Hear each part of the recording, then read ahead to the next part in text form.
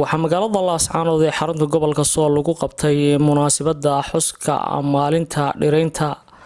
Soomaaliya oo ku beegan 17 Abriil. Munaasabadan ayaa waxaa ka soo qayb galay hogaamiye ku-xigeenka SSC Khaatumo Maxamed Shiine iyo waliba maayarka degmada Laascaanood ee xarunta gobolka Sool. waxaana halka ka hadlay qaar ka mid ah mas'uuliyiintii ka soo qayb gashay munaasabadan lagu xuseeyay 17 bisha Abriil oo ku beegan maalinta dhiraynta Soomaaliya. dhibaato weyn sababta marka ka wasaarad ahaan aad baan ugu faraxsanahay maanta inaanu maalintan xusno qiimaha iyo qaayaha weyn leh maanta waxa weeye maalin qaaliya waxaan kaloo halkan ka sheegayaa in mataqaana dhirta aynu ilaashano dhirta aynu beerano magaalo cagaaran wadan cagaaran maamul cagaaran maamulkeedu ahaana hadii aan la yiraahdo ka wasaarad ahaan waxaan ballan qaadanaa magaalada cagaarin doono intii karaanka yaga ah magaalada ka sokow magaalada wixii ka baxsan ee deegaanka ah ee dhirta ah inaanu ilaalin doono xusida deegaanka dhirta iyo maaragtay Soomaaliyeed waanu kaga qayb qaadanno ka maamul ahaan iyo SSC ahaan caasimadda SSC Khaatumo Laascaanood dhirta muhiimad weyn ay deegaanka u leedahay dhir la'aana ma jiro sidaan wada ogsoonay nolol inta badan waxa laga hadlaa global warming-ka iyo isbedelka cimilada dhirtu ama deegaanka waxa laga wadaa deegaanku waa wadarta guud ee noolaha iyo noolayaasha iyo saameynta ay ku leeyihiin aadanaha kuwaasoo inta badan qayb weyn ka qaata inta badan heerkulka iyo qoobka iyo ilaalinta dhulka iyo dadka iyo xayawaanada ku nool bi'aada dhammaantood ay ka qayb qaataan waa maalin qiimo leh oo qaaya leh runtiina ma taqaanaa ka turjumaysa in ma taqaanaa noloshii wax lagu celinayo waxaan ognahay dhirta halka kaliya ee maanta dunida isbedelka cimilada lagu la dagaalamayo inuu dhirta ay tahay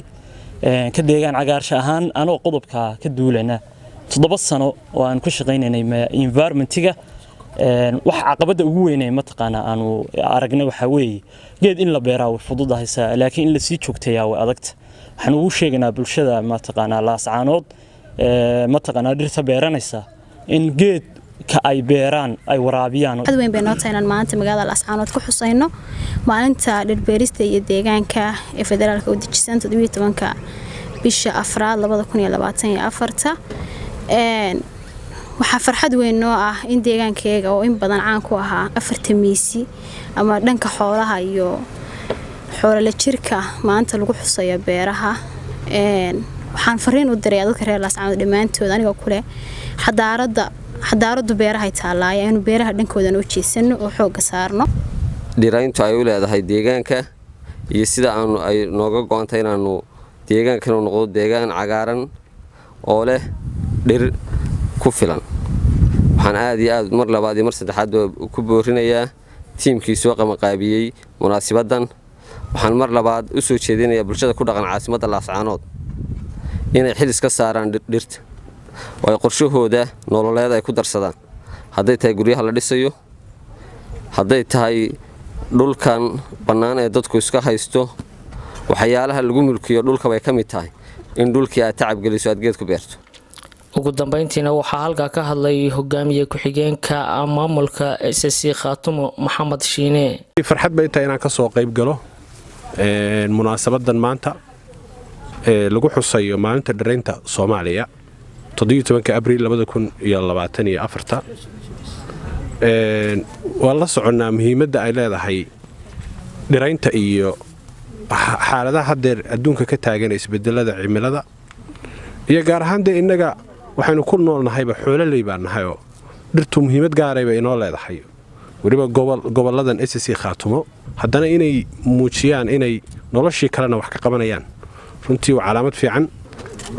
nabiga kaleey salaatu salaam waa yiri haddii qiyaamuhu kugu dhacayo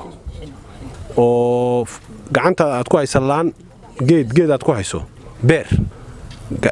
xabad geedan aad gacanta ku hayso beer waa dalkii deegaanka u hadhaysaa waxaan u mahad celinayaa suduwaha iyo shaqaalaha dhirta iyo daaqa xoolaha ee gobolka Sool Maxamed Cali Bile warbaahinta qaranka Soomaaliya magaalada Laascaanood ee xarunta gobolka Sool.